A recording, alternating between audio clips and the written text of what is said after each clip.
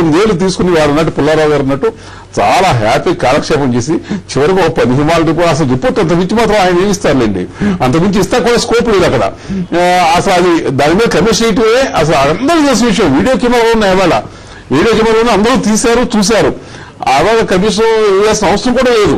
Commission ఇస్తే మీరు commission మాత్రం ఏం చేస్తే 18 హ్యాపీగా టైం అంతా గడిపి చివరికి ఒక నివేదిక ఇచ్చారు. నివేదికను పార్లమెంట్ కూడా కాలక్షేపం చేసేసింది. ఇదంతా కూడా మొత్తం వృధా ప్రయాస, మొత్తం ప్రజల యొక్క దృష్టి మరల్చడానికి వెంకయ్య గారు చెప్పినట్టు వాళ్ళన్న నిజమైన సమస్యలు పట్టించుకుంటున్న ప్రజల దృష్టి మరల్చడానికి అందరినీ ముస్లింకి ఇబ్బంది లేదు, ఈ రిపోర్ట్ వల్ల హిందువులకి ఇబ్బంది లేదు, ఏ రాజకీయ పార్టీకి ఇబ్బంది లేకోకుండా చాలా చక్కగా వారి యొక్క బాధ్యత వారు నిర్వర్తించారు. సత్యనారాయణ రెడ్డి గారు, యాక్షన్ టేకన్ రిపోర్ట్ కాసేపు మాట్లాడుకుంది. యాక్షన్ టేకన్ రిపోర్ట్ లో పెద్దగా ప్రభావవంతమైనటువంటి సిఫార్సులు ఏం లేవు. కానీ ఒకటి ముఖ్యమైనటువంటిది, నేషనల్ ఇంటిగ్రేషన్ కౌన్సిల్ ఉంది. నేషనల్ ఇంటిగ్రేషన్ కౌన్సిల్లో జరిగినటువంటి తీసుకున్నటువంటి నిర్ణయాలకు ఒక చట్టబద్ధత కల్పిస్తే బాగుంటుందేమో అనేటటువంటి ప్రభుత్వం యొక్క వారు చెప్పినటువంటి, అంటే ఇది చేస్తే బాగుంటుంది, ముందు ఇటువంటి పునరావృతం కాకుండా. ఎంచేతనంటే దీనికి నేపథ్యం నేషనల్ ఇంటిగ్రేషన్ కౌన్సిల్ కి ఆవేళ మీ ముఖ్యమంత్రి Kalyan Singh national integration council కి హామీ ఇచ్చారు, మేము ఏమైనా సరే ఆ కట్టడాన్ని కూల్చము అనేటువంటి హామీ ఇచ్చారు. సుప్రీంకోర్టుకి ఏం హామీ ఇచ్చారు, దీనికి హామీ ఇచ్చారు. అటువంటి నిర్ణయం తీసుకున్నటువంటి, అటువంటి కార్యకలాపాలు, అటువంటి జరిగినటువంటి ఆ నేషనల్ ఇంటిగ్రేషన్ కౌన్సిల్ యొక్క నిర్ణయానికి చట్టబద్ధత కల్పిస్తే ముందు బాగుంటుందేమో అన్నటువంటి మాట చెప్పారు కదా, మీరేమంటారు దానికి? దానివల్ల ఏమైనా ఉపయోగం ఉంటుందా?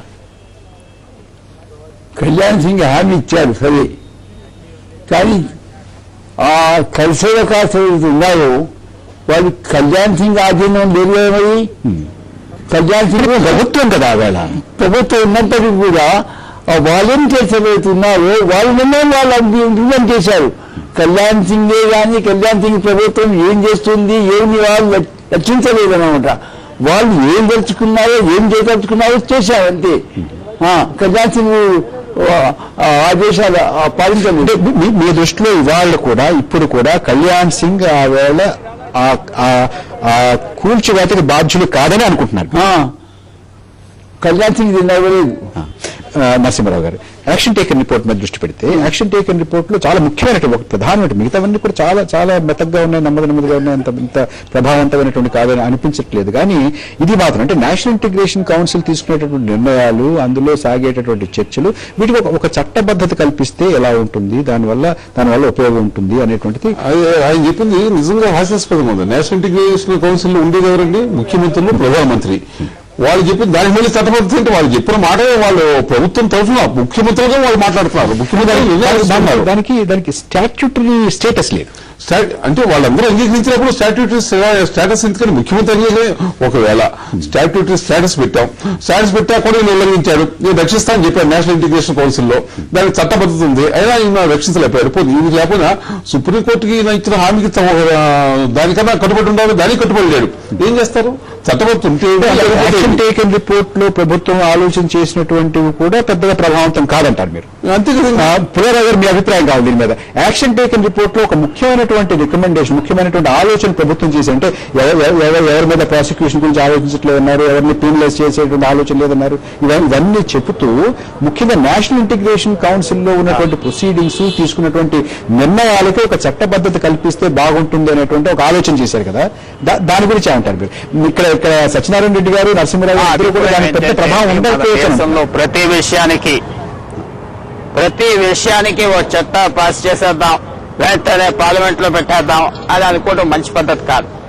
నేషనల్ ఇంటిగ్రేషన్ కౌన్సిల్ ఎందుకు పెట్టారంటే, ఒక రకమైన వీరంతా పెద్దలు కలిసి మన అభిప్రాయాలు దేశంలో మనం చెప్తే మర్యాద తిరిగిచ్చి ప్రజలు వింటారు, ఆలోచించుకుంటారు, ఒక అడ్వైజరీ గ్రూప్ గా పెట్టారు. కానీ ఇది పెట్టి ఇంకో చట్టం పెట్టి ఇంకా ట్రిబ్యునల్స్ పెట్టి జడ్జెస్ కి, లాయర్స్ కి ఉద్యోగాలు ఇవ్వటానికి అనేదో రికమెండ్ చేసినట్టుగా కనపడింది. కానీ నేషనల్ ఇంటిగ్రేషన్ కౌన్సిల్ వాళ్ళ అభిప్రాయాలు మిగతా వాళ్ళు పాటించాలి. ఎందుకంటే అన్ని రకాల చీఫ్ మినిస్టర్లు, అన్ని పార్టీలు వాళ్ళు కూర్చుని ఒక నిర్ణయానికి వచ్చారు కాబట్టి, అది ఒక ఏకగ్రీవత ఉంటుంది కాబట్టి దానికి మర్యాద చేయాలని ఒరిజినల్ గా అది పెట్టిన అభిప్రాయం అలా ఉండాలి. కానీ నేషనల్ ఇంటిగ్రేషన్ కౌన్సిల్ ఏదో చెప్పారు చట్టా పాస్ చేయండి అంటే మళ్ళీ ఇలాంటి ప్రాబ్లంలు వస్తాయన్న అభిప్రాయం.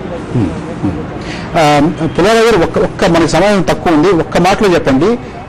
మొత్తం మీద ఈ లిబర్హాన్ కమిషన్ రిపోర్ట్ రావడం, దీన్ని వాళ్ళ పార్లమెంట్ లో ప్రవేశపెట్టడం, దానికి యాక్షన్ టేకన్ రిపోర్ట్ పెట్టడం, ఇది హ్యాండిల్ చేసినటువంటి అటు హోంమంత్రిత్వ శాఖ, చిదంబరం ప్రభుత్వం, ఇటు భారతీయ జనతా పార్టీ, ఈ రెండు మెయిన్ ప్రొటాగనిస్ట్స్. వీళ్ళ యొక్క కార్యకలాపాల గురించి మీకు ఏమనిపిస్తుంది? వీళ్ళ యొక్క సామర్థ్యం మీద కానీ వీళ్ళు ఇది డీల్ చేసినటువంటి విధానం మీద? చిదంబరం గారు చాలా కేర్ఫుల్ గా డీల్ చేస్తారు కాబట్టి ఆయన ఆలోచించి ఏముంటాడంటే ముందర ఈ కమిషన్ అనేది ఇంకా మూసేస్తే మంచిది, ఇది మంచి టైం, ఎవరు పట్టించుకోరని చేశారు. చాలా మంచి ఆలోచనతో చేశారు నా అభిప్రాయం.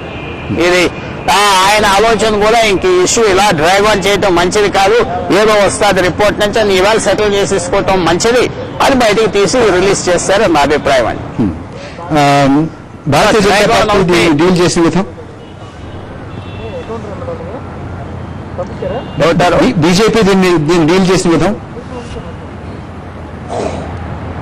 ఎవరండి? బీజేపీ అండి. బీజేపీ దీన్ని డీల్ చేసిన విధానం గురించి మీకు ఏమనిపిస్తుంది? అది చక్కగా వాళ్ళకి చక్కటి అటెన్షన్ వచ్చింది కదండి మీడియాలో. ఈ 2-3 నెలలు బట్టి వాళ్ళకి ఇదేదో ఒక మీడియా అటెన్షన్ వచ్చింది. కానీ వాళ్ళకి కూడా వాళ్ళు చెప్పవలసింది చెప్పారు. వాళ్ళకి ఏమైనా ఉపయోగమైన ఇష్యూ కాదు, ఇది కూడా మర్చిపోయి ముందరికి వెళ్ళిపోతే మంచిది అనుకుంటున్నట్టుగా వెంకయ్యనాయుడు కూడా చెప్పారు, వెంకయ్యనాయుడు గారు కూడా చెప్పారు. కాబట్టి వాళ్ళకు కూడా ఈ ఇష్యూని పెంచాలని లేదని నేను అనుకుంటున్నాను. నరసింహరావు గారు మీకే అనిపిస్తుంది? ఇప్పుడు ఆయనకి ఒక హైపోథెటికల్ గా ఆలోచిద్దాం. లిబర్హాన్కి గనక ఈ నేరాన్ని గుర్తించి వాళ్ళని శిక్షించే అధికారం కూడా ఇస్తే, ప్రభుత్వం ఇవ్వచ్చు ఒక్కోసారి ఇస్తే, ఆయన ఇప్పుడు ఈ రిపోర్ట్ ప్రకారం నేరం జరగలేదు, నేరస్తులు ఎవరు లేరు, అందరూ రిలీజ్ అయిపోతున్నారు, నేను కూడా ఈ బాధ నుంచి రిలీజ్ అయిపోతానని చెప్పినట్టు ఉంటుంది. అక్కడ అసలు ఎవరిని ఏది నిర్ధారించాలి, గవర్నమెంట్ మాత్రం ఏ యాక్షన్ తీసుకుంటుంది? యాక్షన్ తీసుకుంటే అసలు అక్కడ ఏమీ లేదు. ప్రభుత్వం వ్యవహరించిన తీరు మీకు ఏమనిపించింది? ప్రభుత్వం ప్రతిసారి ఇట్లా వ్యవహరిస్తుంది. ప్రభుత్వం బాధ్యతగా వ్యవహరిస్తున్నది సామాన్యం ఎప్పుడు ఉండదు. ప్రభుత్వం ప్రతిసారి ఇంత అధ్వానంగా, ఇంత అవతావగా ప్రవర్తిస్తున్నారు. ప్రభుత్వానికి అలవాటు, వాళ్ళు చాలా పకడ్బందీగా వ్యవహరించడం. చివరి నిమిషంలో కంగారు పడిపోతున్నట్టు, చివరి నిమిషంలో సర్దుకున్నట్టు ఇంతవరకు ఇందాక వెంకయ్యనాయుడు గారు కూడా చెప్పారు, అది వెబ్సైట్ లో పెట్టామన్నారు, పెట్టలేదు. దానికి కనీసం హిందీ తర్జుమా కూడా లేదు, యాక్షన్ టేకింగ్ రిపోర్ట్ లేదు. ఇన్నాళ్ళు అయిన తర్వాత నివేదిక ప్రభుత్వం చేరిన తర్వాత దాన్ని పరిశీలించారా లేదా? ఇదంతా కంగారుగా చివరి నిమిషంలో చేసినటువంటి పనిగా కనపట్టలేదు. ఖచ్చితంగా కనపడుతుంది. అసలు ముందు క్యాబినెట్ దీన్ని పరిశీలించిన దాఖలా లేదు మనకి. క్యాబినెట్ ఒకసారి మీట్ అయ్యి దీని మీద ప్రత్యేకంగా దీని గురించి పరిశీలించి దీని మీద ఏమి యాక్షన్ తీసుకోవాలని వాళ్ళు నిర్ధారించినట్టు ఇది ఒక పక్క. అలాగే మోదీ కూడా ఒక విషయం చెప్పారు. రకరకాల మంత్రిత్వ శాఖలు వాటి నివేదన పరిశీలించి వాటి శాఖ పరిధిలో వారి చర్యలు తీసుకుంటే చెప్పారంటే చాలా అయోమయంగా మాట్లాడాడు ఆయన. ఆయనకి అర్థమైనట్లేదు. అక్కడ కేవలం న్యాయమంత్రిత్వ శాఖ దానికి సిఫార్సు చేయాలి, మీరు ఎటువంటి చర్యలు, చట్టాలు తీసుకురావాలి, ఏ చట్టాలు ఉల్లంఘించారు, దాని మీద ఏ యాక్షన్ తీసుకోవాలని వారు నిర్ణయించాలి తప్ప ఇది ప్రభుత్వం, భారతీయ జనతా పార్టీ వారు వ్యవహరించినటువంటి తీరు. భారతీయ జనతా పార్టీ చాలా లిబరేటెడ్ గా, చాలా హ్యాపీగా, చాలా రిలాక్స్ గా ఉన్నట్లు కనిపిస్తుంది వెంకయ్యనాయుడు గారి మాటలు వింటుంటే. వాళ్ళకి వీళ్ళు ఇప్పుడు రామ జన్మభూమి కూడా వదిలేశారండి భారతీయ జనతా పార్టీ. ఇక దేవుడిని పట్టుకుని వేలాడుతూ ఉన్నది మనకు రాజకీయ ప్రయోజనం కలిగించదని వాళ్ళు నిర్ణయానికి వచ్చేసారు.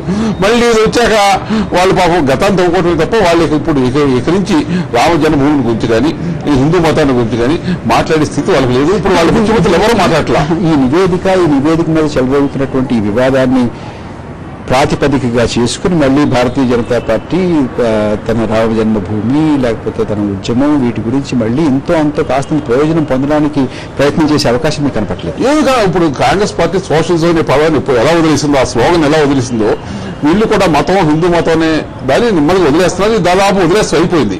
ఇటీవల వాళ్ళ ఉపన్యాసాల్లో కానీ వాళ్ళ ముఖ్య నాయకుల దీంట్లో కానీ ఎక్కడ కూడా హిందూ మతాన్ని గురించి, హిందూ మత పరిరక్షణ గురించి పెద్దగా మాట్లాడట్లా. అందువల్ల వాళ్ళకి దాదాపు ఇది పెద్ద రిలీఫ్. పుల్లారావు గారు మిమ్మల్ని ఇంకొక ప్రశ్న అడిగాలి క్లుప్తంగా.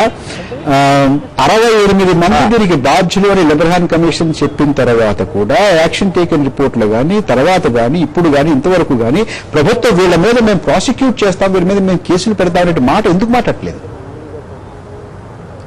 అసలు ఆయన రెస్పాన్సిబుల్ అన్నారు కానీ వాళ్ళు స్పెసిఫిక్ గా వాళ్ళు ఈ పని చేశారు ఆ పని చేశారు ఏం చెప్పలేకపోయారు కదండి. అంటే తర్వాత కమిషన్ 18 సంవత్సరాలు అయిపోయాక లిబరేన్ కమిషన్ ఇన్ని సంవత్సరాలు అయిపోయాక ఈ స్టాట్యూట్ ఆఫ్ లిమిటేషన్స్ చాలా వస్తాయి. ఆయన రిపోర్ట్ ఎవరికి నొప్పి లేకుండా పంపించేయాలని చేశారు. గవర్నమెంట్ కూడా అలాగే తీసుకున్నది. మేము సలహాలు ప్రాసిక్యూట్ చేయండి అని ఆయన ఏం సలహా ఇవ్వలేదు కదా. దానికి వీరప్ప మొయిలీ ఇదేదో ఫ్యాక్ట్ ఫైండింగ్ కమిషన్ అండి అంతేనండి వాళ్ళు చెప్పడం వరకు అన్నారు. అది కాదు, ఈ రిపోర్ట్ పెట్టాం ఇచ్చారు అయిపోయింది ఏదో ఉన్నది స్టడీ చేస్తాం యాక్షన్ తీసుకుంటాం టైం గడిపేస్తారండి. అది కూడా ఒక రకంగా దేశానికి మంచిది.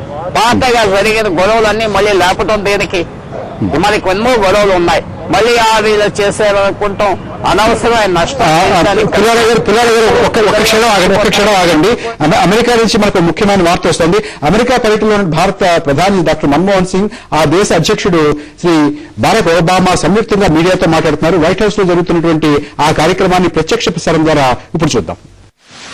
And as the world's largest democracies, we can keep faith with our common values, speaking out and standing up for the rights and dignity to which all human beings are entitled, and showing that nations that respect the rights and aspirations of their people are ultimately more stable, more secure, and more successful.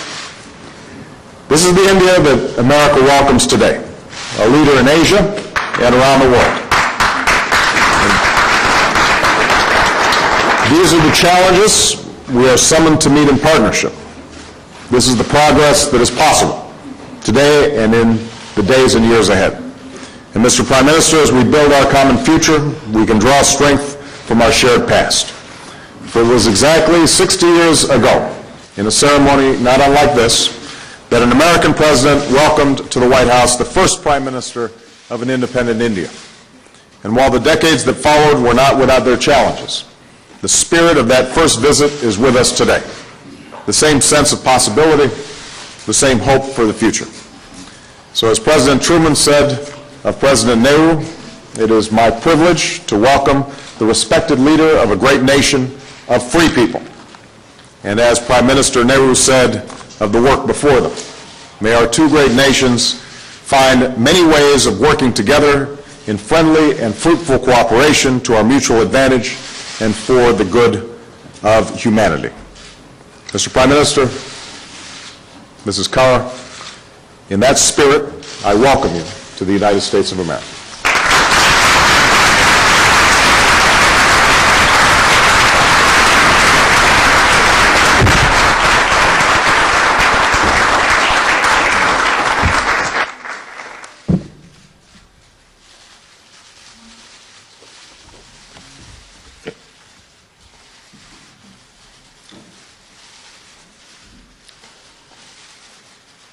Mr. President, First Lady Mrs. Obama, thank you very much for your warm words of welcome, Mr. President. My wife and I are deeply honored to be in your great country on the first state visit of your presidency.